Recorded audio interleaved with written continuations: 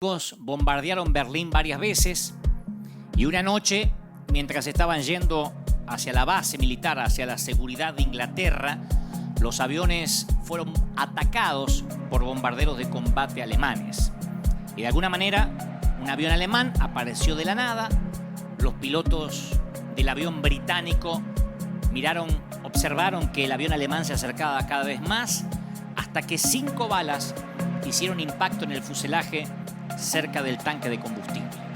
Y la tripulación se preparó para lo peor, para la explosión, pero no pasó nada, no explotó. Vieron que había combustible derramándose por los agujeros de las balas, pero no había habido explosión. Y milagrosamente pudieron regresar a su base a salvo. Varias horas después de aterrizar, uno de los mecánicos se presentó en las barracas de la tripulación.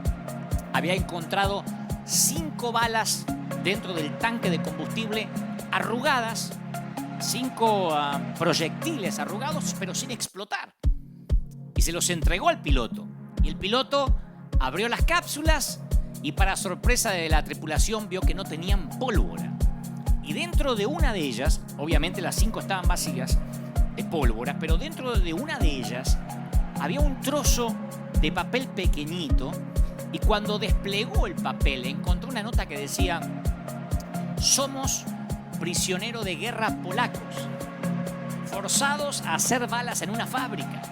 Y cuando los guardias no nos miran, no las rellenamos con pólvora, las dejamos vacías. No es mucho, pero es lo mejor que podemos hacer en esta guerra. Y la nota estaba firmada por 4 prisioneros de guerra polacos. 5 pequeñas balas de entre millones y millones de proyectiles fabricados durante la guerra marcaron una diferencia para los miembros de la tripulación de un avión británico. Cuando yo pensaba y recordaba esta historia, que es absolutamente verídica, yo digo, ese es el poder de lo bueno, que siempre se encuentra en lo pequeño. Y cuando uno va a las Escrituras, desde el principio, Dios ha elegido lo grande, lo pequeño sobre lo grande. Dios ha escogido lo más chiquitito por sobre aquello que parece inmenso, grandioso. David encima de Goliat, Gedeón con sus 300 soldados ante miles de madianitas, Elías ante los profetas de Baal. El Señor elige una oveja por encima de las 99 que quedan en el rebaño. O sea, la espiritualidad tiene que ver con pequeñas acciones, las respuestas casi insignificantes a la presencia de Dios. De hecho, Jesús mostró eso durante todo su ministerio. Decía la semana pasada, si uno ve a Jesús con ojos nuevos, que uno no lo mira con los ojos cansados, sí, esas historias ya las sé, las escuché un montón de veces, aunque tengamos años en el peregrinar cristiano, si uno vuelve a ver a Jesús con ojos nuevos, como que uno lee las historias o los evangelios por primera vez, uno se va a dar cuenta que sí, estaban las multitudes, pero Jesús trató de evitarlas, de escapar de lo grandioso del gentío. Piensa en lo que habría logrado Jesús si se hubiera quedado en la tierra 20, 30, 50 años más. Tuvo solo 3. Yo a veces pienso qué hubiese hecho Jesús con la tecnología que tenemos hoy a disposición. Con esto de poder transmitir a todo el mundo. Pero Jesús, cuando uno va a las Escrituras y lee los Evangelios, Jesús estuvo presente muy poco tiempo. Hizo unos cuantos milagros pequeños, relativamente pequeños, sí sorprendentes, pero pequeños. Dijo algunas palabras profundas y se fue. Y sus acciones, pocas y relativamente pequeñas, cambiaron el mundo para siempre en solo 3 años. O sea, que lo diminuto se convierte en algo enorme cuando Jesús está involucrado, cuando Él está en la ecuación. Y a nosotros, naturalmente, nos resulta fácil tener la impresión de que Dios tiene que ver solo con lo grande, ¿no? Con lo espectacular, con lo milagroso. Y entonces llegamos a la conclusión de que a menos que Dios esté haciendo cosas realmente grandiosas a través de nuestras vidas, no somos espirituales. Dios no nos está usando en realidad. Ustedes van a ver en las redes sociales quienes, los jovencitos, los adolescentes o quienes se entregan al Señor y tienen la vida por delante, siempre dicen: yo quiero que Dios me use en cosas grandes. Yo sueño con estadios, yo sueño con estar en la tele, yo sueño con misionar ante multitudes. Y sienten que si no pasa algo grande, Dios no está en la ecuación. Pero la vida espiritual no es necesariamente una vida de éxito rotundo, de éxito grandioso. Es una vida de fidelidad. Es una vida de pasos pequeños. Y Dios sabía. Yo pienso que Dios, estoy convencido de que Dios sabe. Dios sabía que nosotros tenemos la tendencia a deslumbrarnos con lo grande. Por eso Jesús relató las parábolas de la oveja perdida, de la moneda perdida, del hijo perdido, de la semilla de mostaza. Entonces, cuando uno va a las Escrituras y nota sus mensajes, los mensajes de Jesús, nota que trata de decirnos algo, que la vida espiritual es una vida, por lo general, diminuta, llena de decisiones pequeñas, íntimas. La vida espiritual son pasos pequeños hacia Dios, pequeñas vislumbres de su presencia, cambios insignificantes, movimientos imperceptibles.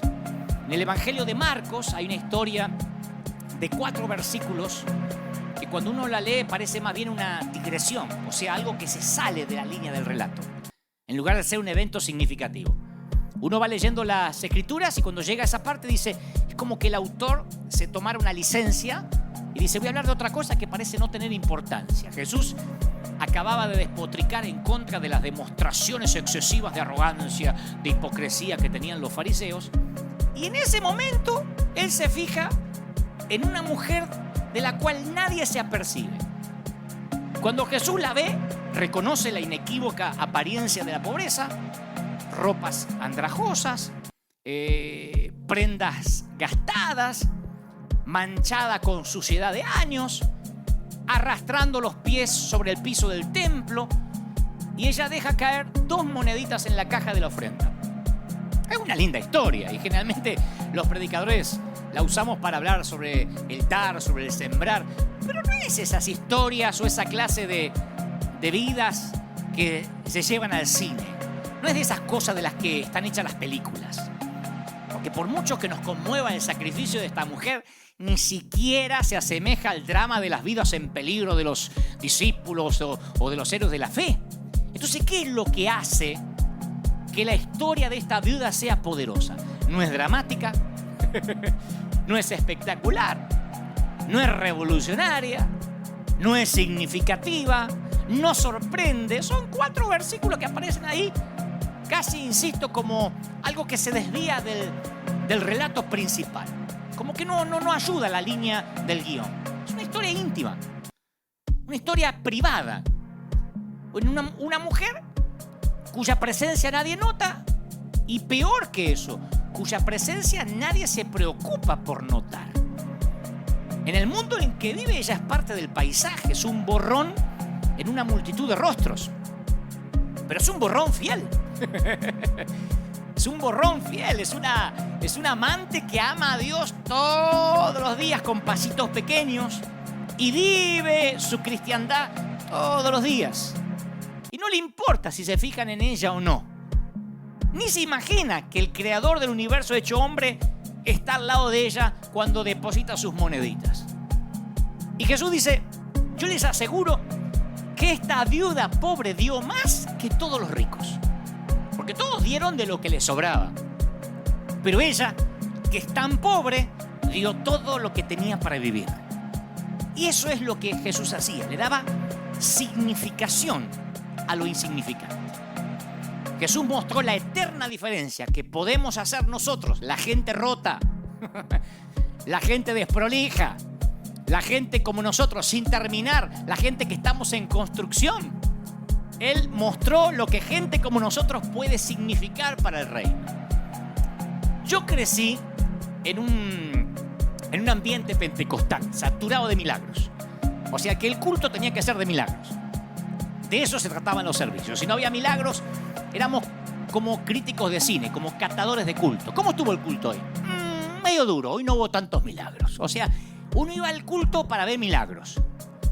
En aquel entonces no íbamos a ofrecer un servicio al Señor, a adorarle, vamos a escuchar testimonios, ¿no?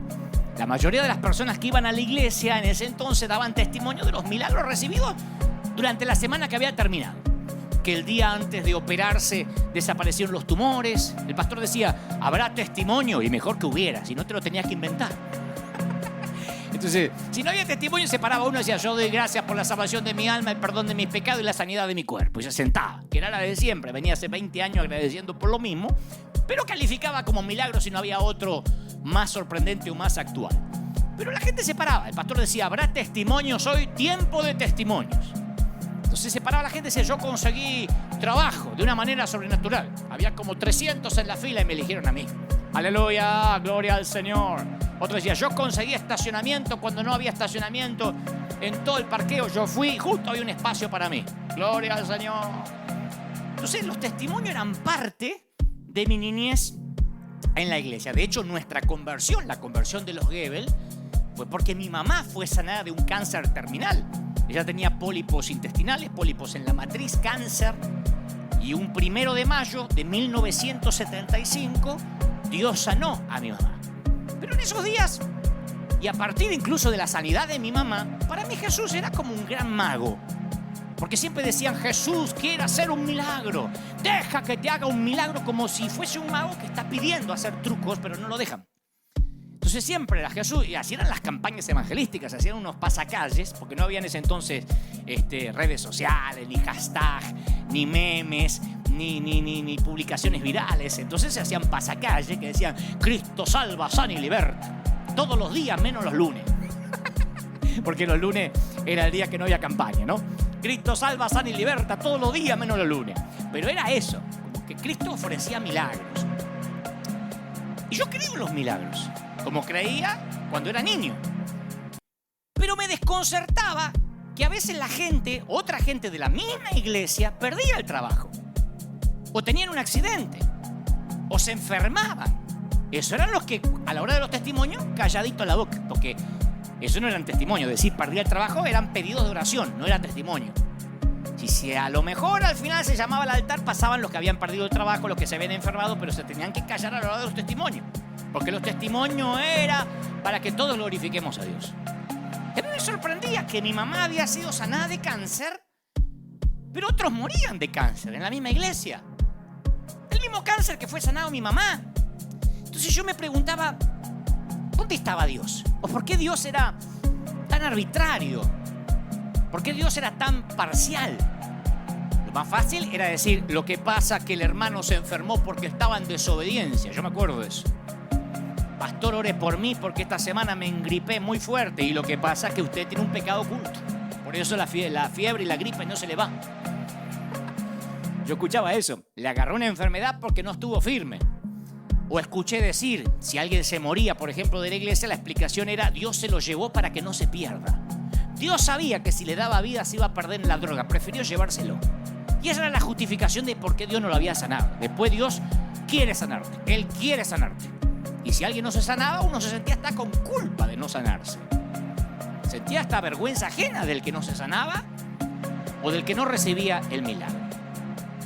Con los años de peregrinar cristiano, yo empecé a descubrir que la oración no funciona como una máquina de café donde uno introduce la petición y cae la respuesta y le agrega un chorrito de leche. Pero así nos enseñaban que funcionaba la oración. Si pedías algo y Dios no te lo daba rápido, estabas en pecado, en desobediencia o algo hiciste mal. Así nos enseñaban. De hecho, nos enseñaban todas las mañanas. Había que decir, Padre, encomiendo este día en tus manos. Acompáñame durante este día. Si ese día o un día te pasaba algo, lo primero que te preguntaba el pastor era, ¿y se acordó de entregarle su día a Dios? No. Por eso lo asaltaron. Por eso le robaron en la esquina. Porque a la mañana no entregó su día a Dios. Entonces decía, ay, sí, es que salí corriendo, me olvidé. ¿Y vio? ¿Cómo no quiere chocar el auto así? Ahora, Dios llena los cielos y la tierra. Si somos cristianos, Él vive en nosotros por el Espíritu Santo. Necesitamos asegurarnos con una frasecita que Él nos va a acompañar. Dios dice, ay, no, como no me pediste y no me entregaste el día, ahora que te roben en la esquina. Necesitamos decir la frasecita para estar bajo la cobertura.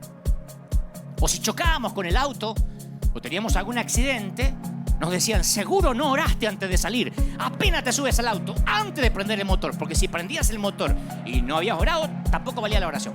Antes de prender el motor, antes de encender el auto, tienes que orar. Porque si no, puedes tener un accidente en la ruta. Yo me acuerdo que a veces uno decía, no ore, y frenabas en la banquina porque si no nos vamos a matar en la esquina. Como que Jesús era un amuleto. Si salías sin orar ese día, Jesús no estaba contigo. No te tenía por qué cuidar porque te olvidaste de orar. Y si no sabíamos qué decir, en una oración usábamos la trillada frase, Señor, si es tu voluntad. Cuando orábamos por un enfermo, cuando orábamos por alguien, decía, Señor, si es tu voluntad. Ahora, vamos a pensar, vamos a razonar como niños con ojos nuevos. ¿Dios necesita una cláusula de exclusión voluntaria en el contrato antes de hacer un trato contigo? ¿Un trato conmigo? ¿Necesita que le recuerden que si es su voluntad lo va a hacer y si no es su voluntad no lo va a hacer? Claro, lo que pasa es que nosotros ponemos la frase si es la voluntad porque esa frase hace que la oración sea más espiritual. Una oración no es oficial hasta que no le agregamos si es tu voluntad. Pero no amortiguamos las oraciones con esta condición porque somos humildes, sino porque a veces estamos asustados al orar. Si es tu voluntad es la manera de escapar de la responsabilidad. Lo que en realidad queríamos decir es, en realidad yo no estoy tan ilusionado que lo vas a hacer. O lo que es peor, los familiares del enfermo me están escuchando y si no lo sanas, dejo en claro que no fue tu voluntad y después no quiero reclamos. Entonces cuando nos decían, ore por mi marido que se está muriendo, Señor, si es tu voluntad, por las dudas, se muere, yo no quiero reclamos. Si es tu voluntad era una manera de ocultar el miedo. Ahora, no me quiero ir de tema de lo que estoy hablando, este es el punto. Lo que a mí me llamó la atención al leer la Biblia, insisto, con ojos nuevos, mirarla, porque yo también tengo años de peregrinar cristiano, pero mirarla otra vez con la revelación del Espíritu, no con espiritualidad prestada, sino con la revelación del Espíritu Santo, es que Jesús pedía a quienes habían visto un milagro que no se lo contaran a nadie más. Este es el punto. En el caso de la transfiguración o la resurrección de la niña de 12 años, permitió que un grupito de discípulos nada más lo vieran con órdenes estrictas de no decir nada. Y cuando uno ve a Jesús en su ministerio, ve que nunca se negó a quien le pedía una sanidad física, pero siempre rechazó las peticiones de mostrar algo. Siempre rechazó la oportunidad de sorprender a las multitudes o de impresionar al gentío. Por lo general, cuando él hacía un milagro decía, no lo cuente, como que impedía contar el testimonio. Estoy siendo claro, contrariamente a la iglesia donde yo me crié. No estoy hablando de la tuya, estoy hablando de la mía. Donde me decían, bueno, tiempo de testimonio, porque eso ayuda a la fe. Jesús hacía un milagro y decía, no lo cuenten. Porque Jesús supo que el entusiasmo que generaban los milagros no se transformaba en fe que cambia la vida. Yo sé que algunos tienen ganas de apedrearme, pero esperen, déjenme avanzar. De hecho, muchos escépticos negaban la prueba clara que tenían delante de los ojos y a veces hasta buscaban explicaciones sustitutas cuando Jesús hacía algo. Que es magia, es un brujo, por Belcebú hace los milagros que está haciendo. Muy pocas veces le resulta fácil a la gente creer en milagros. A la gente le es difícil creer en milagros, igual como sucede hoy en día. De otro modo, las cruzadas de milagros o las que se hacen por televisión o las que salen en los canales cristianos deberían hacer que el mundo entero se vuelva a Cristo. Debería tener tantos puntos de rating como una final de un mundial de fútbol. Estamos viendo milagros, pero la gente no cree.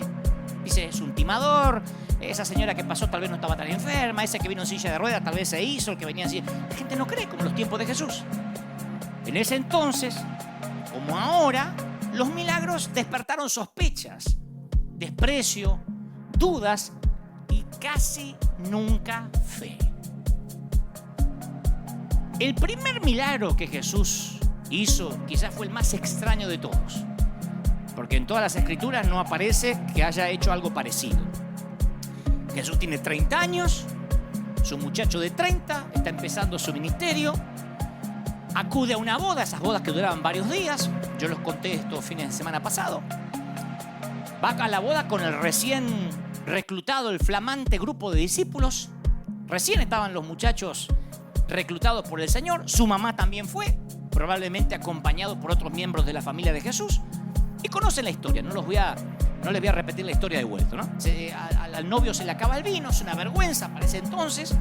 La madre de Jesús le pide ayuda a su hijo, o sea, Jesús. Y hay Y uno solo puede conjeturar qué pasó por la mente de Jesús en esos segundos que siguieron a la petición de María. Porque si Jesús intervenía, esto quería decir que su hora había llegado y a partir de ese momento su vida iba a cambiar. Por eso dice: ¿qué tienes conmigo, mujer? Todavía no llegó mi hora, ¿no? Porque él sabía que si se corría el rumor que él tenía esos poderes, iban a llegar peticiones de gente necesitada desde Tiro hasta Jerusalén. Iban a acudir a él las multitudes, iban a ir los epilépticos, los paralíticos, los sordomudos, los poseídos, por no mencionar los borrachos con botellas de agua para pedirle: hágame un vino mendocino. Roma iba a enviar investigadores. O sea, iba a comenzar una cuenta regresiva que no se iba a detener hasta el Calvario. Entonces Jesús, el mismo que cuando estaba ayunando en el desierto repudió el desafío de Satanás de convertir piedras en panes, tomó una decisión. No se pierdan esto. Es el mismo Jesús que le dijo a Satanás: no tentarás al Señor tu Dios. Cuando le dijo: tienes hambre, convierte esta piedra en pan. Y ese mismo Jesús está en la boda. Aparentemente quien se está casando es su amigo, quizás de la infancia, que quizás fueron al colegio juntos. Y dice: llenen esas tinajas de agua. Le dice a los sirvientes. Las llenaron de agua en forma milagrosa. El agua se transformó en vino y sirvieron el mejor vino. El vino escogido que se solía servir al principio cuando los paladares todavía están en condiciones de discernir, ¿no? Esto pasa en cualquier fiesta hasta el día de hoy. Después de 3, 4, 5 días de fiesta le puedes dar querosén, le puedes dar nafta y dice: qué rico, pero ese vino que los paladares disciernen apenas llegan a la boda, ese lo sirvió al final. Entonces los milagros de Jesús no suelen contradecir a las leyes naturales, sino más bien, como dijo alguien, y nunca me lo olvidé, reproducen la actividad normal de la creación a una velocidad diferente y a una escala menor. Porque no era la primera vez que Dios con el agua hacía vino. Dios creó la vid y le enseñó a la vid a succionar agua de sus raíces y con la ayuda del sol a convertir ese agua en un jugo que fermenta y toma las cualidades de un vino, siguiendo el proceso correcto. De esta manera, cada año, desde el Génesis hasta ahora, Dios convierte agua en vino. Esos milagros no eran nuevos para Jesús. Del barro, Dios formó el primer cuerpo humano. Y fue barro lo que Jesús usó para poner el repuesto en la cavidad ocular de un ciego. Él sabía que tenía que poner un repuesto donde no había y se acordó que con su padre así habían hecho al primer ser humano. Del mismo modo, todos los días el sistema inmune de nuestro cuerpo realiza milagros silenciosos de sanidad. Pero claro, en una forma menos sensacional que las sanidades que Jesús realizaba. Y a la vez, como si fuera poco, en cada milagro Jesús dejaba una enseñanza. Juan cuenta la historia y advierte que el vino procedió de grandes vasijas. En una de ellas cabían entre 80 y 120 litros. Mirá si eran vasijas grandes. Algunos se imaginan que eran unas cositas chiquititas así como sirven ahora los camareros. No, eran vasijas grandes que se encontraban al frente de la casa. ¿Qué hacían esas vasijas grandísimas ahí en la puerta de la casa? Esas vasijas las utilizaban los judíos ortodoxos para cumplir con las normas de la purificación ceremonial. Incluso en las fiestas de bodas había que cumplir con los minuciosos ritos de la purificación. Entonces Jesús transformó esas vasijas, voluminosos símbolos de la ley, en cueros de vino, presagios de la gracia. Del agua purificada de los fariseos provino el vino nuevo de una época totalmente nueva. Ya había pasado, el Señor estaba diciendo con el milagro, ya pasó la época de la purificación mediante ritos. Ahora comenzó la época de la celebración del vino. Un religioso, ¿qué habría hecho? Y un religioso habría convertido vino en agua. Che, hay mucho vino, transformarlo en agua, a veces se emborrachan esto. Jesús trae celebración y fiesta, transforma el agua en vino. Pero no quiero que nos detengamos en esto, aunque sí es una joya, una piedra preciosa esto. Lo medular del tema es, el primer milagro de Jesús fue de tierna misericordia hacia un amigo. Fue una historia íntima. No hizo un escándalo. No lo publicó. Dejó, de hecho, que el novio se llevara el crédito. Mirá el tipo, qué previsor. Dijeron del novio. Se guardó el mejor vino para el final y nosotros pensamos que este ratón se le había acabado el vino. O sea que permitió que el novio se llevara el crédito. O sea, una historia pequeña, mínima. Claro, cuando uno lo ve en las escrituras y uno le pone el tono de la predicación y de la retórica y el Señor transformó el agua en vino, lo vemos como el súper milagro, pero era algo pequeño en una boda. Que el Señor no quería que se supiera porque se iba a correr el rumor y eso era una cuenta regresiva hacia el monte de la calavera. En cada milagro, como el del ciego de nacimiento que les conté hace un par de domingos, los discípulos miraban para atrás para encontrar el por qué. ¿Por qué el tipo es ciego? Y Jesús orientaba su atención hacia adelante, respondiendo con una pregunta diferente. No por qué, sino con qué propósito. ¿Se acuerda? No es que pecó ni sus padres, dijo, del ciego, sino para que las obras de Dios se manifiesten en él. No para que los demás vean, para que las obras se manifiesten en él. Y otra vez, el milagro no produjo ni fe ni conversiones, igual que en la boda. Porque en la boda de Caná no salieron todos alabando al Señor, No salieron todos convertidos al Mesías porque habían visto el milagro. No, el crédito se lo dio al novio. No usó el milagro de la transformación de agua en vino como un pretexto evangelístico. Y acá tampoco. Porque cuando el ciego recobra la vista, los vecinos del hombre quieren que confirme su identidad. No creen que es el mismo ciego. Los fariseos los someten a interrogatorios formales y sus propios padres se dan las manos. Y dicen, no sé, es mayor de edad, pregúntenle al tipo.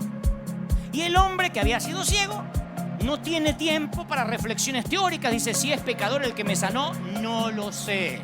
Una cosa sé, que habiendo yo sido ciego, ahora veo. Punto. Aparte, en Jerusalén, un milagro en sábado significaba una amenaza terrible para la doctrina oficial. Y aunque los fariseos no podían dejar de ver el milagro, lo estaban viendo. Tenían un mendigo ciego que ahora tiene ojos y los está mirando a los ojos y los desafía públicamente. Ustedes dirán, ¿cómo nos cayeron de rodillas ante semejante tamaño milagro? Si en nuestra iglesia gritamos ¡Aleluya! Cuando el hermano Ruperto encontró un estacionamiento, ¿por qué acá todos los fariseos no se convierten al ver un ciego que conocían como parte del paisaje? No, se aferran a sus gastadas teorías de la ley y del castigo. Le dicen, tú naciste en pecado y nos quieres enseñar a nosotros. Las orejeras teológicas no se caen fácilmente ni viendo milagros. Y Jesús lo sabía. La respuesta a este milagro, como a la mayoría de los que se relatan en los evangelios, confirma un notable principio de la fe. Quiero que prestes atención, que lo escribas en las tablas de tu corazón y lo ates a tu cuello. Aunque la fe puede producir milagros, los milagros no producen necesariamente la fe. Lo voy a decir otra vez. Aunque la fe puede producir milagros, los milagros no producen necesariamente la fe. Pon a todos los evangelistas famosos en fila, los que Dios hace milagro a través de ellos, el mundo no se volverá a Cristo. Mete a los evangelistas en un hospital en este tiempo a sanar a los que están infectados de coronavirus, el mundo no se conmoverá. Hablemos de los leprosos. Ustedes dicen, bueno, pusiste el ejemplo de las bodas y el ciego. Hablemos de los leprosos, por ejemplo. El paciente de lepra no sufre dolor físico. Porque después que los bacilos de la lepra matan las células nerviosas, los pacientes dañan sus propios cuerpos sin darse cuenta. Un paciente con lepra, por ejemplo, puede caminar todo el día sobre tornillos afilados, llenarse de astillas, rascarse el globo ocular y reventarse el ojo sin darse cuenta. La lepra es muerte a centímetros.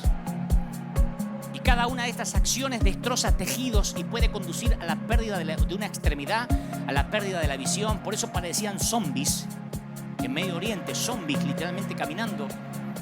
Porque a ninguno de los leprosos le duele perder un miembro. Las ratas por las noches suelen comerle sus dedos y no se dan cuenta. Están durmiendo y cuando se levantan le faltan dedos, las ratas se lo comieron. Casi todo el dolor que experimenta un leproso no viene del cuerpo, viene de afuera. El dolor del rechazo de la comunidad que los rodea. Yo Yo conocí a un joven que, ya hace varios años, que se enfermó de SIDA, de HIV, y él no quería que su familia se enterara. De hecho, me lo dijo: no quiero que mi familia sepa por qué estoy internado. Él quería morir sin avergonzar a su familia, porque él aparentemente se había contagiado del HIV teniendo relaciones homosexuales. Y cuando sus padres se enteraron, finalmente, yo también los vi, se negaban a ver la razón por la cual su hijo estaba en el hospital. Y su propia madre, y me consta, que había traído ese cuerpo al mundo, no quería tocarlo. Y se aseguró que no apareciera en ningún récord del hospital, o sea, en ningún archivo del hospital, que tenía SIDA. A todos les dijo que murió de cáncer. La madre decidió no verlo en sus días finales. Y este muchacho murió sin recibir de su madre el toque que le hubiera ayudado a sanar su alma. Porque ella no quería, no tenía esperanza de que se iba a sanar.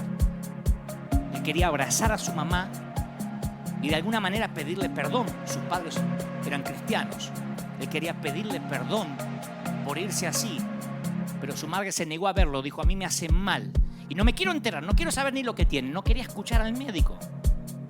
Me contaba alguien cercano a la familia que cuando el médico iba a dar el parte decía: no, doctor, él lo que tiene es cáncer. Y el médico decía: no tiene cáncer. Sí, él tiene cáncer, es otro tipo de cáncer. No querían verlo. El HIV, el virus del corona, cualquiera de esas cosas, sin intentar comparar patologías, es la lepra de nuestro tiempo. Vean los enfermos de COVID-19 cómo mueren solos, envueltos en bolsas de nylon, de algún modo leprosos, sin que nadie pueda despedirlos, sin que nadie pueda abrazarlos. Simplemente tras una asepsia o tras unos nylon o unos protectores, un médico, un tipo que nunca vieron la vida, o un enfermero, es quien los despide en el último viaje a la eternidad. Ni siquiera sus nietos, ni siquiera sus hijos. Esa es la lepra actual. Así que yo me puedo imaginar la indignación de la multitud cuando uno de esos parias pasa entre ellos para echarse a los pies de Jesús. Es como que ahora estamos aquí todos con la mascarilla, con la distancia social, y alguien viene estornudando diciendo: ¡tengo corona! ¡Tengo corona! ¡Vengo a que me ore! La gente se enfadaría. Yo no vine acá a contagiarme, vine a adorar a Dios, gritaríamos. O gritarían unos cuantos. Y este leproso grita: Señor, si quieres, puedes limpiarme. No dijo si puedes, no desconocía el poder de Dios, no dudaba de su poder. Dijo: es probable que no quieras y lo entenderé. Si no quieres, lo voy a entender. Nadie me quiere tocar, nadie me quiere orar, nadie me quiere sanar. Mateo, Marcos y Lucas incluyen la misma contundente frase: Jesús extendió la mano y lo tocó. Otra historia íntima. Y ese simple contacto con Jesús acabó con su estado de desequilibrio emocional, desequilibrio almático. La respuesta de Jesús estableció una pauta para la iglesia. No sanó al leproso para que la gente dijera: ¡Aleluya! ¿Cuántos creen? ¿Cuántos leprosos hay aquí? Hagan la fila. No fue para eso.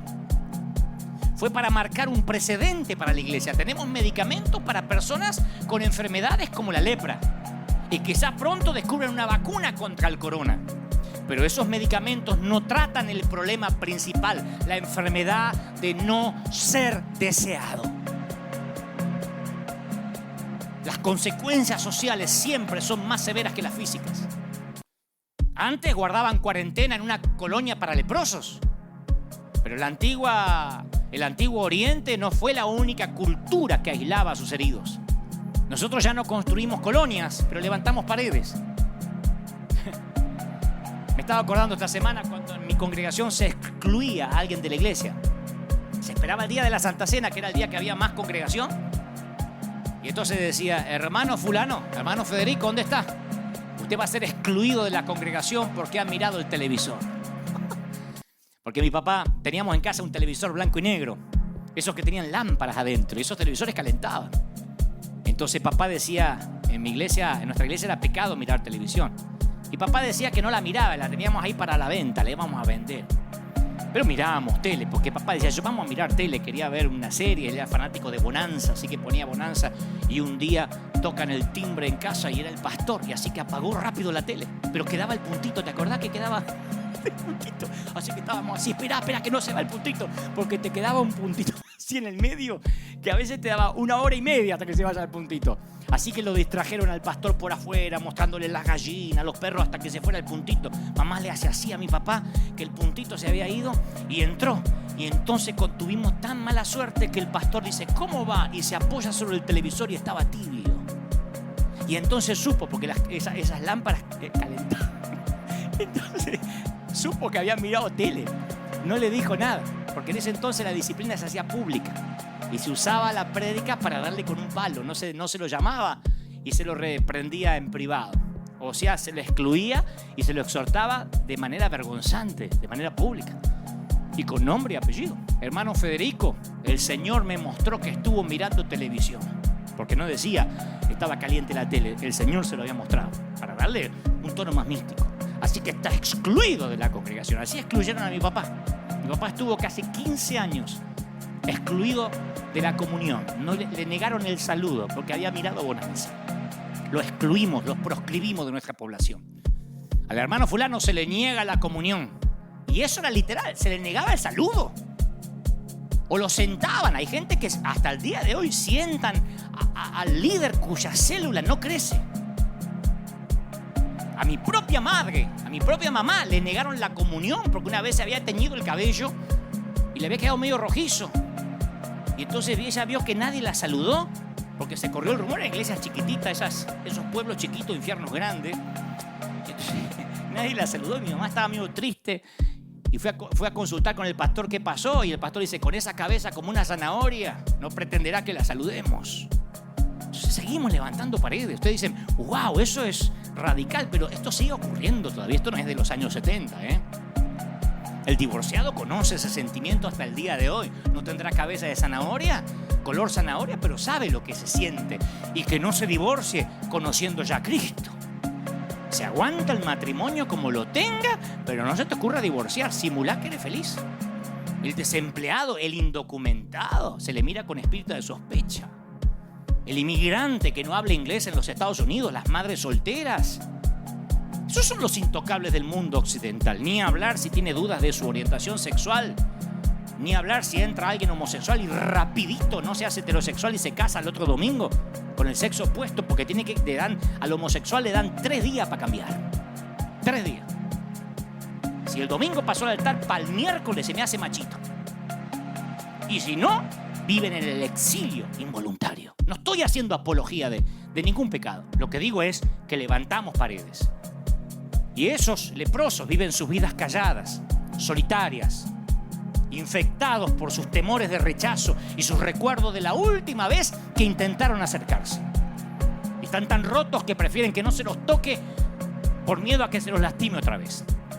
¿Y qué hacemos los cristianos? Somos expertos en mantener distancias. La distancia social no la inventó la pandemia, ya la inventamos nosotros hace años los cristianos, distancia social. Viene alguien vestido medio raro, una chica con minifalda, y no van las hermanas a saludarla rápido. Así como tenemos vecindarios para hispanos, vecindarios para negros, vecindarios para chinos, asilo para los viejos, escuela para los retardados, centros para los adictos, prisiones para los criminales, así tenemos también iglesia para los santos. Y la sensación de no ser deseado es la pobreza más terrible, más extrema. Pero no te confundas. No hay que ser hacedor de milagros para satisfacer esa necesidad. Y otra vez, el milagro de quitarle la lepra no produjo fe en nadie. No hubo una gran conversión. De hecho, cuando sanó a 10 leprosos, solo 1 regresó. Ni siquiera se convirtieron 9 de los que habían sido sanados. No hubo conversión masiva, ni siquiera en los que fueron sanados. Jesús dijo, no son 10 los que fueron limpiados, porque uno de ellos volvió agradecido. ¿Y los otros 9 dónde están? Y Jesús lo pregunta de manera retórica, ¿no? De manera irónica. Ya sabía que no iban a venir. Jesús lo sabía todo. Y sabía por qué no habían venido. Ya está, se fueron a vivir la vida loca. ¿Qué van a venir a agradecer? Lo que querían era ser sanos, no seguir a Jesús. Y Jesús dice, no hubo quien volviese y diera gloria a Dios, sino a este extranjero. Y ahí le dice, levántate, tu fe te ha salvado. Recién ahí recibe la salvación. Antes solo era sanidad. Solo uno fue salvado. 9 se perdieron. Así que ahí es cuando nos damos cuenta qué era lo que le importaba a Jesús de la gente. Si no hubiese hecho campaña de milagros. Recién ahí le dice, tu fe te ha salvado. Y los otros 9 se perdieron. Se fueron al infierno sanos. Y a donde más noto que Jesús no le daba importancia a la sanidad. Ahora, hago un paréntesis. Cuando yo digo no darle importancia a la sanidad, no significa que no ores por sanidad, que no creamos. Insisto, mi mamá fue sana. Y hemos visto decenas de milagros en la congregación. Estoy hablando de prioridades. Cuando yo veo la prioridad de Jesús, que le daba prioridad a la salvación más que cualquier otra cosa, es con el relato del paralítico que rompe el techo. ¿Se acuerdan? El hombre que había pasado toda la vida en posición horizontal iba a lograr un momento de fama vertical. Y los predicadores nos esforzamos en mencionar, bueno, que los techos de paja en ese entonces, la teja de Palestina, era más fácil de desmontar. Nos olvidamos que un hueco en el techo no es el camino normal para entrar a una casa. Además, por muy liviano que fuera el techo, muy precario, al hacer un hueco iban a interrumpir lo que sucedía abajo. Se iba a levantar polvo, caería sobre la gente, restos de paja, restos de arcilla, iba a impedir que la reunión continúe. Pero ahí viene la reacción inesperada de Jesús. Cuando Jesús vio la fe de ellos, poniendo en relieve el papel de los 4 amigos que acompañaban al muchacho lisiado, dice, hijo, tus pecados te son perdonados. O sea que la fe nunca dejaba de impresionar a Jesús. Y sin duda esta cuadrilla de demolición de 4 hombres había demostrado tenerla. Pero aún así Jesús confundió a los que asistían al servicio. ¿Quién era Jesús para perdonar pecados?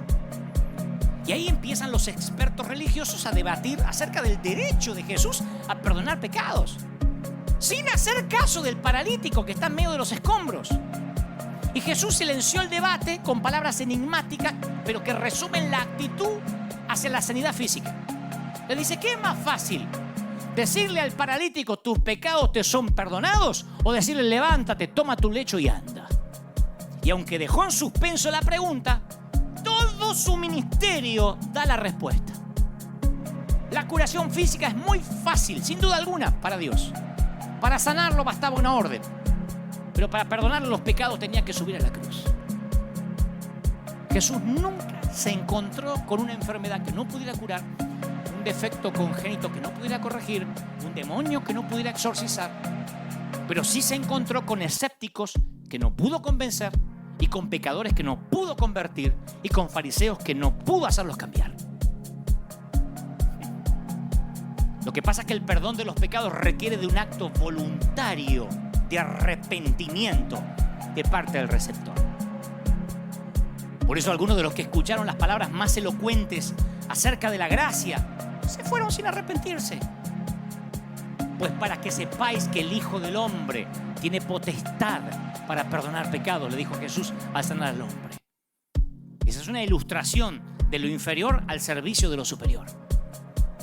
Jesús sabía que el desequilibrio espiritual tiene un efecto más devastador que cualquier dolencia física.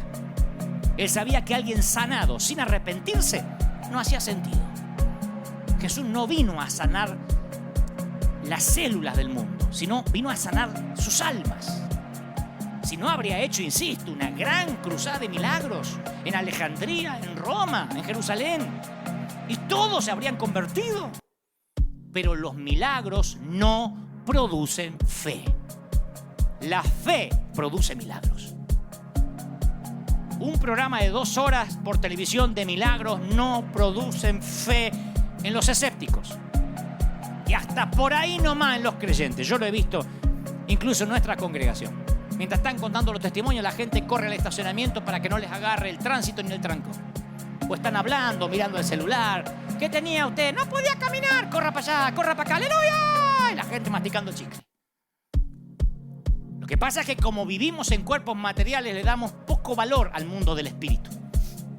Y Jesús dedicó mucho tiempo a asuntos como la hipocresía, el legalismo, el orgullo, los celos, la falsa santidad, el fingimiento.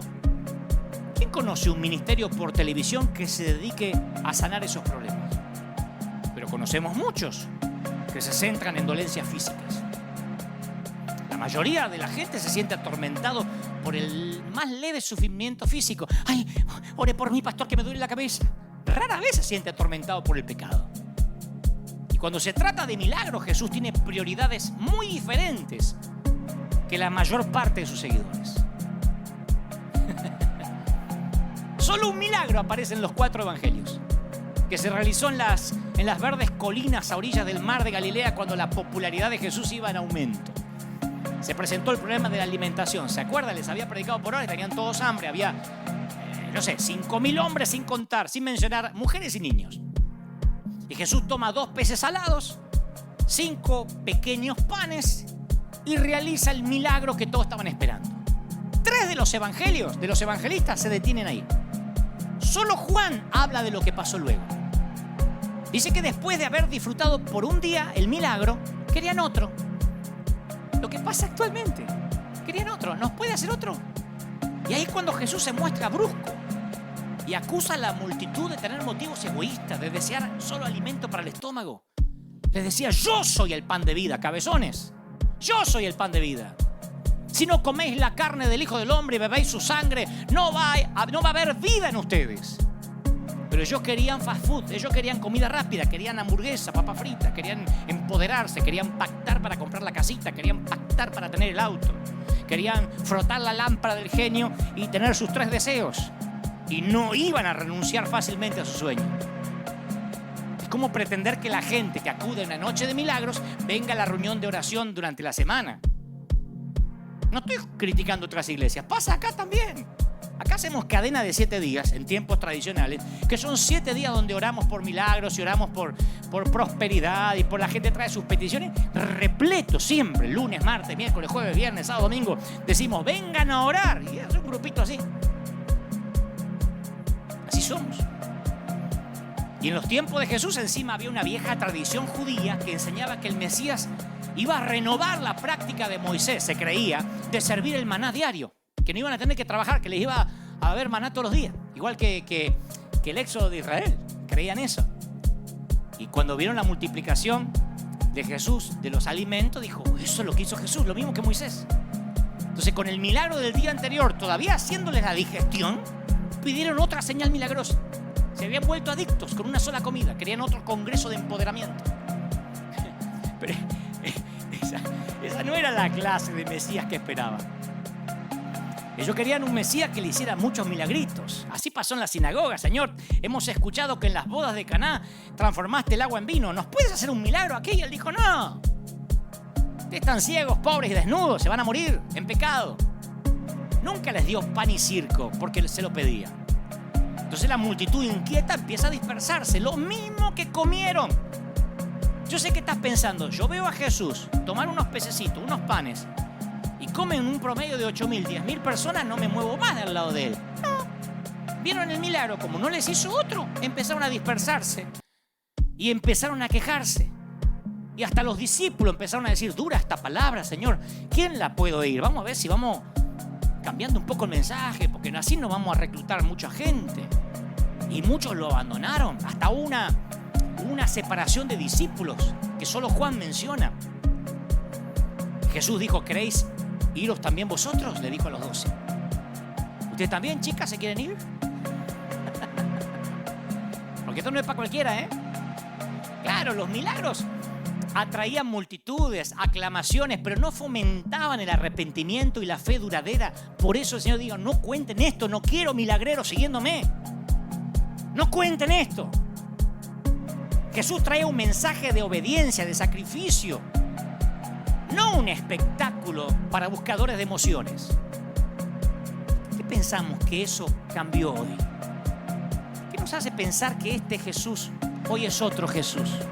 Que ahora sí Él quiere sanarte. Que ahora sí, señora vecina, en la esquina de su casa está parado Jesús, salvando, sanando, librando. En la esquina de su casa, baratito, baratito. Estoy creativo hoy. El Mesías no iba a salvar al mundo con intervenciones de pan y circo.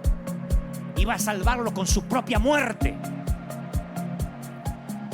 Y Jesús dijo, la generación mala y adúltera es la que demanda señal. Digo, al que le quepa el poncho, ¿a dónde están los pastores ahora? ¿Por qué no sanan el coronavirus? La generación mala y adúltera son los que exigen señales. Eso dijo Jesús cuando alguien le pidió que desplegara sus poderes. Él dijo, yo no soy un superhéroe de Marvel. Querido evangelista, colega, recuerda estas palabras cuando quieras usar los milagros como anzuelo. Si usas los milagros como anzuelo, tendrás un público de generación adúltera y malvada. Harás uno y querrán otro. Dios hará otro y querrán otro y nadie se convertirá realmente. Y sigo mirando los milagros de Jesús con ojos nuevos. Y llego a la última gran señal que constituye un eje narrativo para todo lo que antecede y todo lo que sigue. Juan, el evangelista, usa el milagro o utiliza el milagro acerca de Lázaro como el suceso que hizo que los religiosos oficialmente se volvieran contra Jesús. Ustedes dirán, bueno, lepra, un ciego, pero una resurrección de un tipo que está 4 días muerto, avivamiento. No. Es el momento que los religiosos dijo, lo vamos a liquidar. Ni la resurrección pública de un muerto de 4 días produjo ni conversiones ni arrepentimiento. ¿Ustedes creen que eso cambió? Jesús ya había devuelto su hijo a la viuda de Naín, deteniendo un cortejo fúnebre en el camino. Había devuelto a la hija de Jairo a la vida, la había traído de regreso a la vida casi con una frase juguetona. Niña, levántate. Como un padre que le dice a su hija que se acabó la siesta. Pero en el caso de la familia de Lázaro, Jesús ora en público. Es la única vez que ora en público. Dice, Padre, gracias te doy por haberme oído. Yo sé que siempre me oyes, pero lo dije por causa de la multitud que está alrededor, para que crean que tú me has enviado. En ninguna otra parte había orado Jesús teniendo presente a los que los rodeaban. Pero la resurrección de un hombre, Lázaro, no iba a resolver el dilema del planeta Tierra. No nació el evangelio de Lázaro. Ninguna resurrección de ningún mortal alcanzaba. Era necesaria la muerte y la resurrección del propio Hijo de Dios. Por eso no encontramos algo como el avivamiento de Betania. Que Jesús, a partir de lo de Lázaro, todos trajeron sus muertos y empezó el avivamiento de Betania. De hecho, Juan agrega el detalle irónico que el milagro de Lázaro selló el fin de Jesús. Hasta acá llegó, dijeron. Y desde aquel día acordaron matarlo. A partir de ese día, las señales y maravillas de Jesús se acabaron. Entonces, al leer los relatos de algunos milagros de la época de Jesús, encuentro en ellos un significado muy diferente al actual de nuestras iglesias. Y es una autocrítica, muy diferente. Jesús le dijo a los incrédulos, si no oyen a Moisés y a los profetas, tampoco se persuadirán, aunque alguno se levantare de los muertos. Eso es un principio. Aunque una iglesia hoy se ponga a orar en contra del coronavirus y milagrosamente el virus desaparezca sin vacuna, nadie se va a arrepentir. El 9/11, el 11 de septiembre, cuando los aviones secuestrados por terroristas impactaron contra las torres más altas de Nueva York, las iglesias se llenaron durante semanas. Y después se tomaron vacaciones y empezaron a ir otra vez para Navidad y para Pascuas. Ni siquiera las grandes tragedias hacen que el mundo corra a los pies de Cristo. Ni los grandes milagros ni las grandes tragedias. Los golpes de emoción no producen conversiones verdaderas. Está resucitado Lázaro y los sacerdotes y los principales tratan de encubrir el milagro, tratando de matar de nuevo a Lázaro. Dice que planificaban también matar a Lázaro. Tenemos que matarlo al tipo este, sí, pero resucitó y bueno, matémoslo. Yo pienso que si lo mataba y lo volvía a resucitar, lo volvían a matar, lo volvía a resucitar. Con la prueba contundente de un milagro con patas, un tipo que caminaba entre ellos, conspiraron para destruir esa prueba. Gente, los milagros nunca cambiaron a la gente o la forzaron a creer o produjeron arrepentimiento. Y este es el secreto. De no ser así, no habría habido lugar para la fe. Bienaventurado el que creyó sin ver. Las señales siguen a los que creen. Los que creen nunca siguen a las señales. Y si seguían a las señales es porque en realidad nunca creyeron. Por eso los cristianos, ciertos cristianos que no logran ver sanidades masivas en este tiempo, se dan cuenta que nunca creyeron en Jesús, que no estaban fundamentados sobre la roca, había arena en el fondo. Llegaron al fondo y había arena. Se acabaron las señales, se cerraron los templos y se acabó la fidelidad de cientos de gentes. Son los que, insisto, dicen: ¿dónde están los que sanaban? ¿Por qué no se sanan los infectados? No hay milagros, no hay panes ni peces. Entonces ya el evangelio no hace sentido, no tiene sentido. La fe no es una póliza de seguro. En todo caso, un seguro no previene accidentes, sino que te da un fundamento firme para hacerle frente a las circunstancias, a las consecuencias. Si crees que la fe es una póliza de seguro, bueno, el seguro no te previene el accidente, te ayuda a enfrentar las circunstancias. Yo de chiquito me forzaba para tener más fe. Yo veía los testimonios de la gente de nuestra congregación, que era chiquita, pero contaban cosas milagrosas y los adultos me invitaban a desarrollar la fe, pero yo no tenía muchas pistas en cuanto a cómo proceder. Y al leer los relatos de sanidad en la Biblia, detecto en los evangelios una especie de jerarquía de fe, que a lo mejor también te has dado cuenta, ¿no?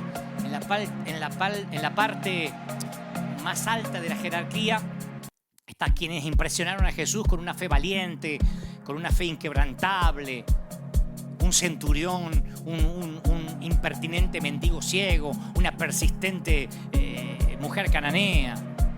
Y esos relatos de fe, cuando yo los leo, siempre me hacen sentir incómodo hasta la fecha, porque rara vez yo tengo una fe semejante. Muchas veces me desaliento ante el silencio de Dios, como te pasa. Cuando mis oraciones no tienen respuesta rápida, yo confieso que tengo deseos a veces de renunciar, de no volver a pedir. Muchas veces he hecho grandes eventos que creía que Dios me mandó a hacer. Creo que Dios me los mandó a hacer, y cuando yo tenía que enfrentar las deudas por años, superclásicos que yo hacía en Argentina, eran de un día, había 70.000 personas y después yo estaba 2 años para pagar. Y a mí se me iba la fe. Así que por esa razón yo le decía: Señor, vos te llevaste la gloria y me dejaste las deudas. Entonces, era parte del proceso, ¿no? Por esa razón yo busco más abajo en la jerarquía para encontrar personas de menos fe. Y me alienta enterarme que Jesús pareció dispuesto a trabajar con cualquier destello de fe, con cualquier historia íntima de fe, por débil que pareciera. Me aferro a los tiernos relatos de cómo Jesús trató a los discípulos que lo abandonaron y luego dudaron de él. El mismo Jesús que alabó la fe valiente de los que están en la parte alta de la jerarquía, también reavivó la fe fluctuante de sus discípulos. Y me consuela hasta la confesión del padre del muchacho que estaba poseído, que le dijo a Jesús: creo, pero ayúdame en mi incredulidad. ¿Se acuerdan? ¿Crees? Sí, pero ayúdame, que estoy muy incrédulo. Incluso a este hombre vacilante se le concedió lo que pedía. Yo te conté que los Gebel nos convertimos por la sanidad de mi mamá, allá un 1 de mayo de 1975. Y rara vez, primera vez que lo voy a decir, en público, rara vez quien fundamenta su fe en un milagro suele permanecer. El 1 de mayo de 1975 dudo que los Gebel, cuando hablo de los Gebel hablo de mi papá y mi mamá, yo tenía 7 años, dudo que hayan tenido un encuentro real con el Señor. Nos va hasta mucho más tarde. Ellos, mi papá, al ver que mamá se sanó, que en vez de oficiar un funeral tenía a la vieja viva, dejó el alcohol y empezamos a congregarnos. Pero tuvimos un encuentro con Dios porque lo que nos atrajo fue el milagro, tener a mamá sana. Para mí Jesús Si me decías a mí con 7 añitos, Dante, ¿quién es Jesús? El que sanó a mi mamá. No sé si hubo un arrepentimiento. Conocimos a Jesús por un milagro. Y como era de esperar, las cosas se pusieron difíciles. Como era de esperar, la vida cristiana no es un paseo por el parque. Así que cuando las cosas se pusieron difíciles, cuando queríamos más milagros y no aparecieron,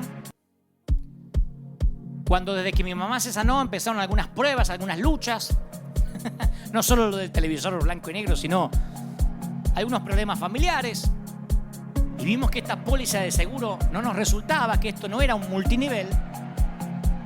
Papá se empezó a enfriar, mamá también. 6 años más tarde de aquella primera sanidad, los Goebbels decidieron apartarse del camino del Señor. Disfrazado de espiritualidad, claro. Nadie dice, me voy al mundo. Papá dijo, no voy más a la iglesia. Nos vamos a quedar en casa, vamos a hacer un devocional de tanto en tanto. No necesitamos congregarnos. Y nos autollamamos a cuarentena. Dejamos de congregarnos.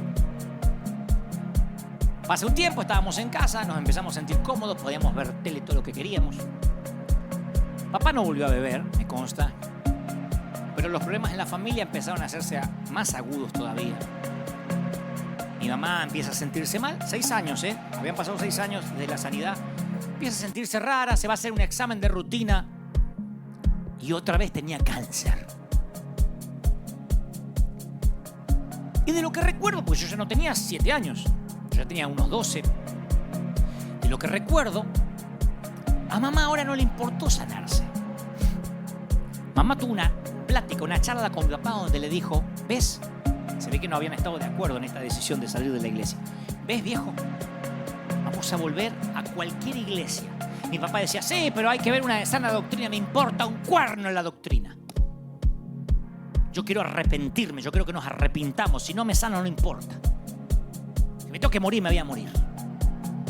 Pero yo quiero que estemos en una iglesia. Sí, pero ¿a dónde vamos a ir? Yo no conozco ninguna. A una que esté por acá cerquita, porque antes de eso, la primera iglesia donde mamá se sanó quedaba lejísimo. Para los de Buenos Aires, para que tengan una idea geográfica, nosotros vivíamos en Billinghurst y la iglesia estaba en Del Viso. Allí, en Barrio Pinazo, Del Viso, yendo para Pilar.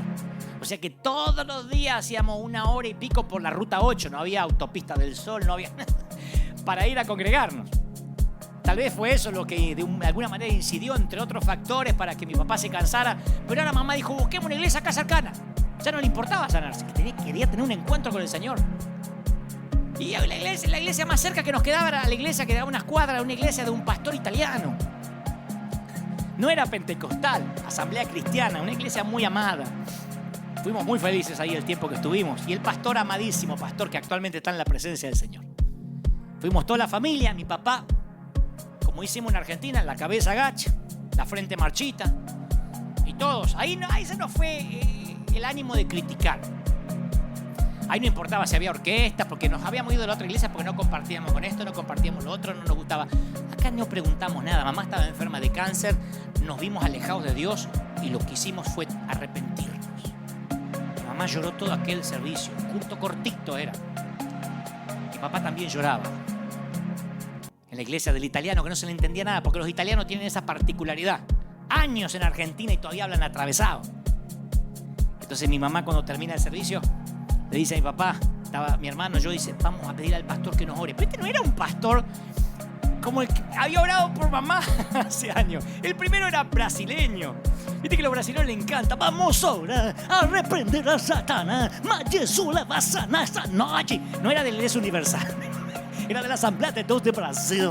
Pero este pastor no, nada que ver. Cantaron una canción, un himno de gloria. Ni siquiera himnario de Sion, que era lo que nos gustaba a nosotros. Himnario de gloria.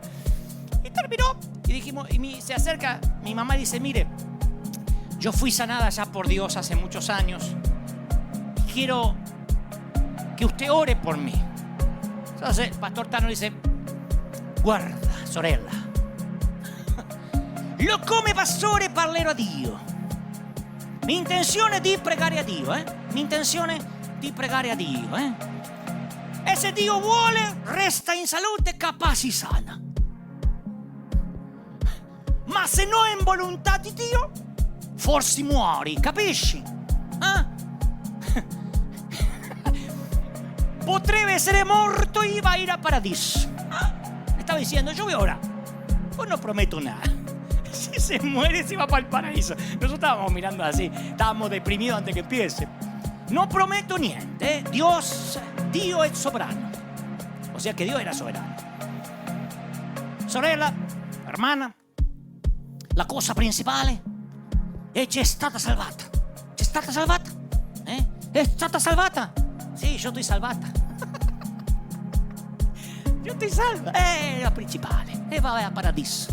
E se è morto, e c'è morta, va a paradiso. E la cosa principale è salvata. No dijo, vamos a orar, ahora empodérate, haz un pacto. Le dijo, yo voy a orar. Y con esa oración improbable, mínima, Dios volvió a sanarla ahí mismo. Y nos congregamos mucho tiempo con ese amado pastor. No le faltaba fe, pero no era lo suyo. Orar por milagros. Y fue brutalmente honesto. Pero la fe de los Goebbels ya nunca más estaría fundada en un milagro. Aunque parezca raro, no salimos felices confesando. Ahí no, mi mamá ese día en el altar no se pudo hacer un análisis, ni sintió nada. Pero salimos diciendo, realmente repitiendo las palabras del pastor en castellano. Si Dios quiere, mamá, te vas a sanar. Y si no, te vas a ir con Él. Pero ahora tenemos nuestro corazón en Él, no en lo que Él puede hacer. Claro, porque yo de chico veía los milagros como magia. Ahora de grande los veo como señales. Cuando Juan el Bautista languidecía en la cárcel, Jesús le envió informes de sanidades y resurrecciones para demostrar que sí, Él era el Mesías. Pero poco tiempo después, Juan murió a manos de un verdugo. O sea que el mensaje de Jesús a Juan no lo hizo nada para aliviar su condición física, ni lo sacó de la cárcel. Independientemente de esto, el mensaje sí expresó la naturaleza del reino que Jesús había venido a iniciar. ¿Me explico? El reino que Jesús había venido a iniciar era un reino de liberación, en el que los ciegos verían, los tullidos andarían, los sordos oirían, los leprosos quedarían limpios y los pobres serían liberados. Pero para algunos poquitos la liberación se produjo cuando Jesús andaba recorriendo los caminos de Galilea y Judea. Para otros, Juan el Bautista, los discípulos de Jesús entre ellos, no lograron para nada su liberación aquí en la tierra. Los milagros que realizó hicieron vislumbrar lo que debía ser el mundo. Algunos ven los milagros de Jesús como una interrupción de las leyes del universo físico. Pero como señales, sin embargo, desempeñan precisamente la función opuesta. La muerte, el deterioro, la entropía, la destrucción son las verdaderas interrupciones de las leyes de Dios. Los milagros son los destellos de esa restauración. ¿Me explico? Las curaciones que Jesús realizó no son milagros sobrenaturales en un mundo natural. Fueron las únicas cosas naturales en un mundo que no es natural, que está demonizado, perdido y herido. El que tenga oídos que oiga. Voy a regalarte esta última historia íntima para terminar. No es de la Biblia, es de la congregación. A los 76 años de edad, Gertrudis, decidí cambiar el nombre para preservar su identidad. Gertrudis me gusta. Es muy similar al que ella tiene. Gertrudis comenzó a preocuparse a sus 76 años por los jóvenes de su iglesia, de modo que se ofreció como voluntaria para ayudar en el grupo juvenil.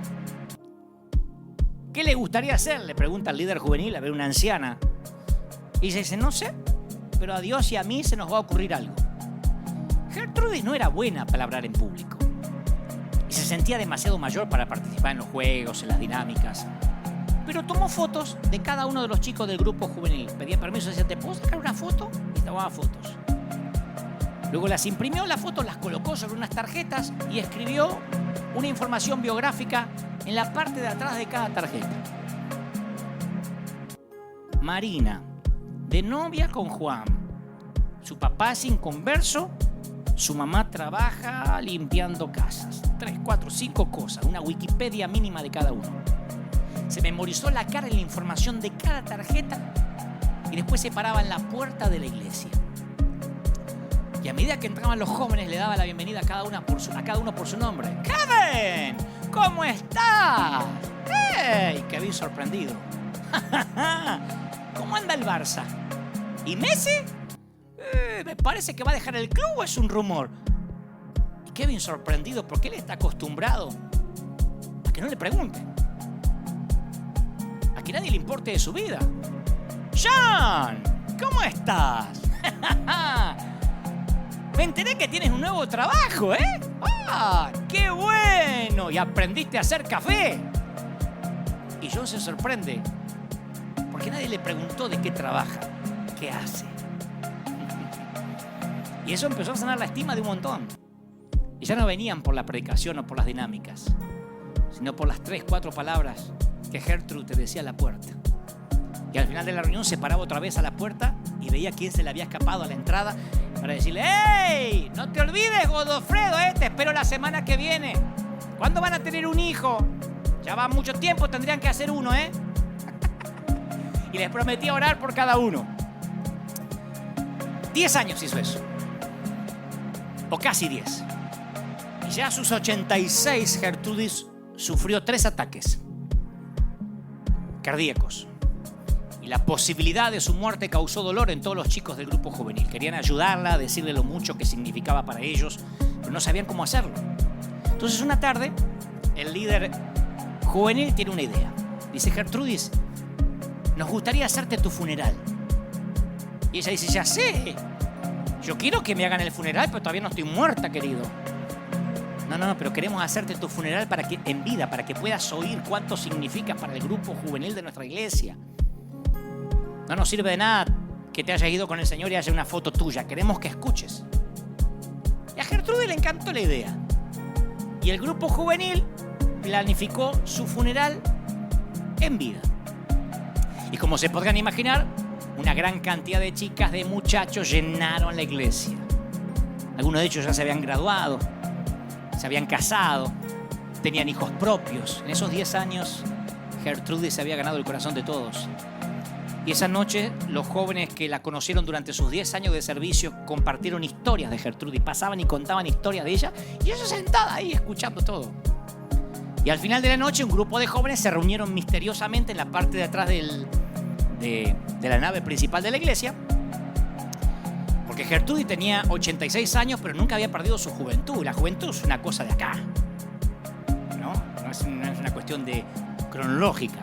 Y a Gertrude no le gustaban los perfumes de gente anciana. A Gertrude le encantaban los perfumes de marca. Olerla a ella era un placer. Chanel, Versace, Paco Rabanne, Dolce & Gabbana, Yves Saint Laurent, Giorgio Armani, Nina Ricci.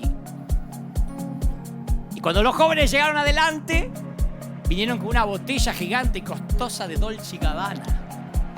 La rompieron y derramaron sobre los pies de Gertrudis, ungiéndola de gratitud, llenando de perfume todo el lugar. Y ella se sentía una reina.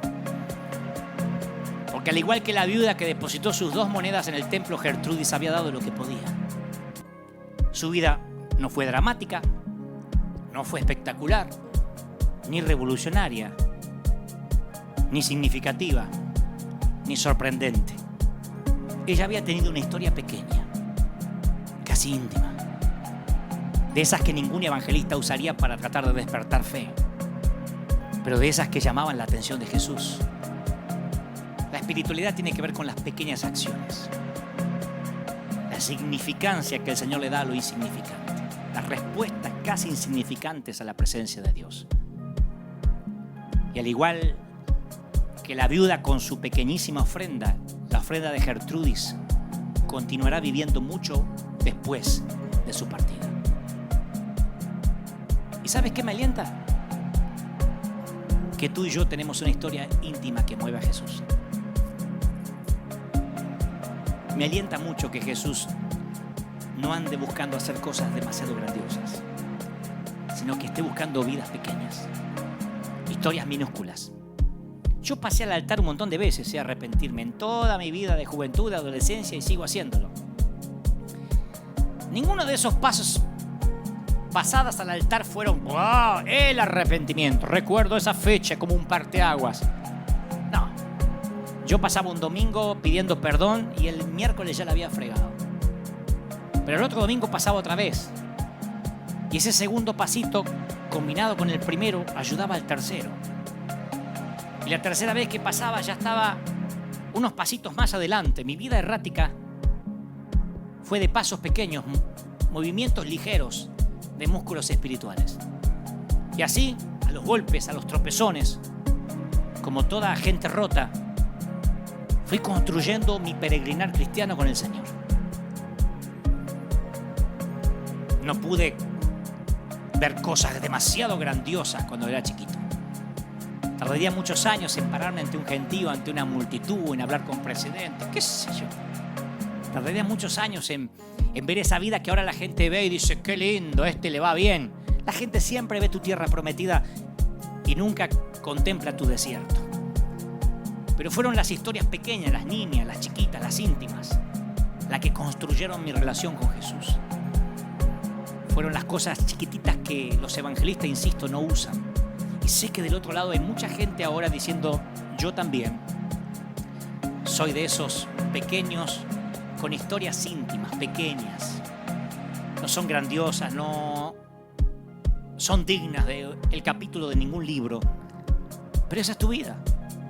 Es una vida común. No tienes un Oscar sobre la chimenea, ni un Grammy, ni un Emmy. Un helicóptero no te evita el tránsito. No tienes un chofer. No te preparan el desayuno por la mañana. Tu vida es un día común enlazado con otro día común. Y eso termina siendo el collar de una buena vida. Y en tus días comunes muchas veces te has preguntado si Dios estaba allí. Les hablo a los pastores, a los ministros, a los pastores, no solo los rurales, los que están en algún sitio en el campo, misioneros, a los que están en países difíciles, a los que están en ciudades cuyas congregaciones les ha costado horrores que crezcan. Yo tengo pastores amigos que me dicen, ¿sabes? Cuando logro ganar 5 para Cristo se me van 4. Y no es porque sean un fracaso o estén haciendo algo mal, sino que a algunos les ha tocado batallar contra principados, contra potestades en zonas muy duras. Y el Señor no está midiendo, su vara de medir no son las multitudes, ni el gentío, ni los seguidores de las redes. Él le dijo a Samuel, no te confundas. Yo no suelo ver lo que el hombre mira. Yo no pongo la cinta de medir en derredor de los éxitos, la cuenta bancaria, el templo. Yo pongo la cinta de medir en los corazones. Ese siempre fue el error de todos. Poner la cinta en el lugar equivocado. Por sus frutos los conoceréis, dice la Biblia. Claro, y uno piensa que frutos es los éxitos, el currículum, lo que logró. ¿Viste los frutos de ese hombre? Mira la gente que lo sigue.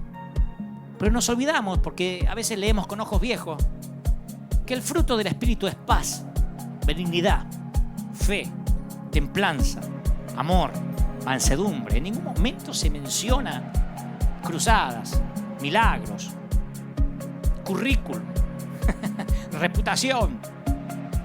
Esos son logros. Pero no habla del carácter. El fruto son las historias nimias. El fruto son las monedas. Clink, clink, clink, clink, clink, cayendo en la alcancía o en el plato de las ofrendas y el Señor diciendo, esa viuda dio más que todos los ricos. El fruto es Gertrudis. Recordando los nombres de cada uno que entraban y salían a la congregación. Haciendo lo que ese líder de jóvenes nunca habría logrado en años. Aprenderse los nombres. Tocar a los leprosos. Tocar a los que morían por un abrazo. Los jóvenes empezaron a venir solo para ver a Gertrudis, me consta. Y hay un montón de esos héroes que no se dan cuenta que lo son, porque los héroes rara vez se dan cuenta que están haciendo la historia. Rara vez un prócer o un héroe se da cuenta que lo es. Rara vez te das cuenta que estás escribiendo la historia hasta que ya te tienes que ir. Pero yo estoy aquí para decirte de parte del corazón de Dios que tú eres parte de esos héroes de la fe. Tú puedes entrar en la lista, en la galería de Hebreos. Tú eres parte de esos héroes que se pelean palmo a palmo con la vida todos los días. Nada más que no es algo grandioso, es pequeño, como todo lo que hizo Jesús. Y Jesús te dice, shh, no cuentes. Solo pasemos un tiempo en intimidad. Hablemos. Quiero orar por ti. Quiero orar por los que ahora van a recibir a ese Señor en su corazón. El Jesús sencillo, el del Evangelio simple. Que lo único que tienes que hacer es arrepentirte. Y después, como mi mamá, con el pastor Tano. Después vamos a orar.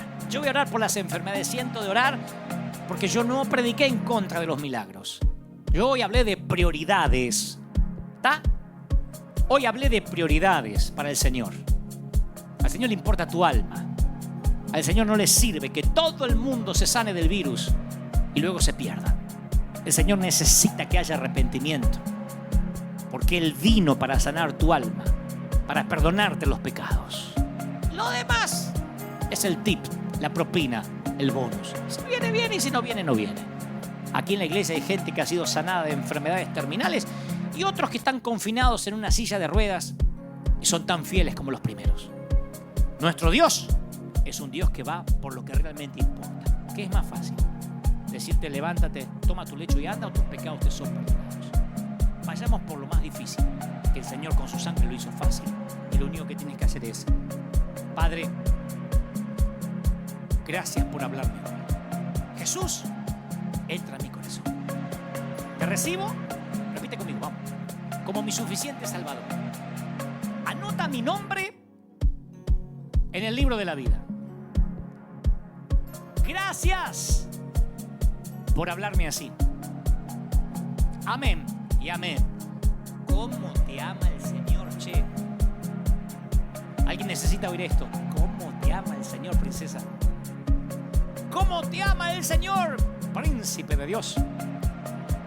Quiero que oremos juntos. Vamos, hay algo extraordinario sucediendo en la atmósfera. Vamos a orar. Vamos a orar por las enfermedades. Vamos a orar por los que tienen problemas financieros. Porque Dios sana, Dios liberta. Pero ahora que has entendido que tu fe está puesto en el hacedor de milagros y no en los milagros. Ahora que tu fe está puesta en Cristo, en su rostro y no en su mano. Ahora que no eres de los que el milagro anterior todavía te está haciendo la digestión y estás buscando otro. Ahora vamos a decirle como le dijo el leproso a Jesús: Señor, si quieres puedes sanarme. Si no, entiendo, te voy a amar igual. Nada cambiará el amor que tengo por ti, Señor.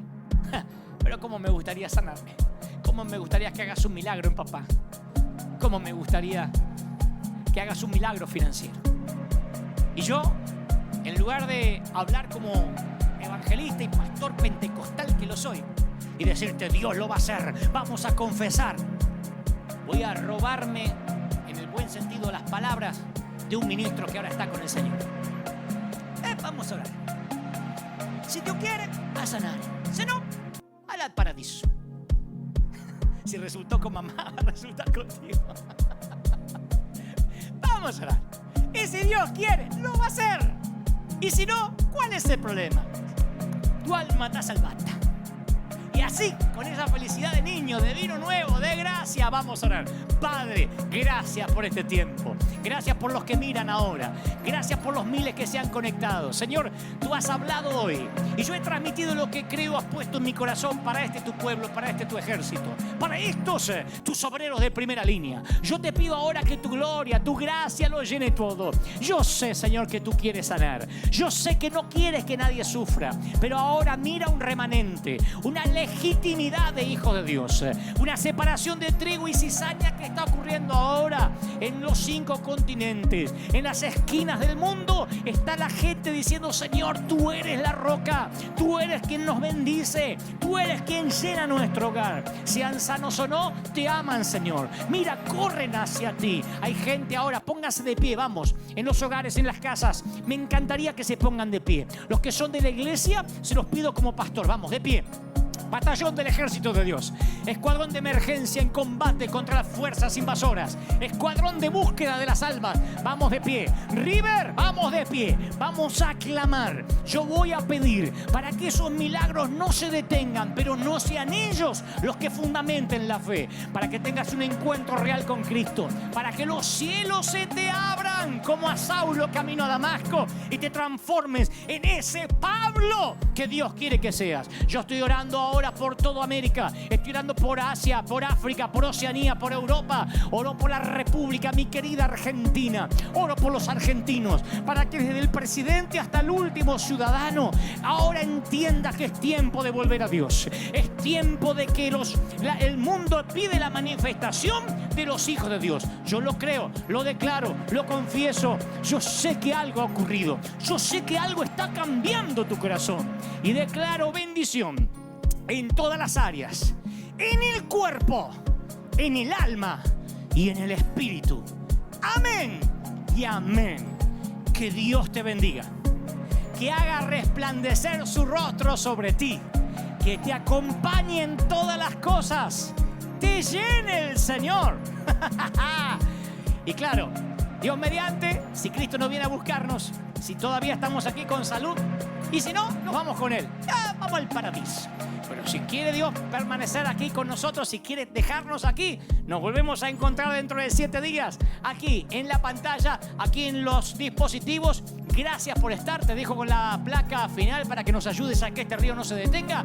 Dios te bendiga, te guarde para siempre. Que tengas una gran tarde, una gran noche en cualquier uso horario que me estés mirando. Dios te bendiga. Hasta la próxima semana. Chao.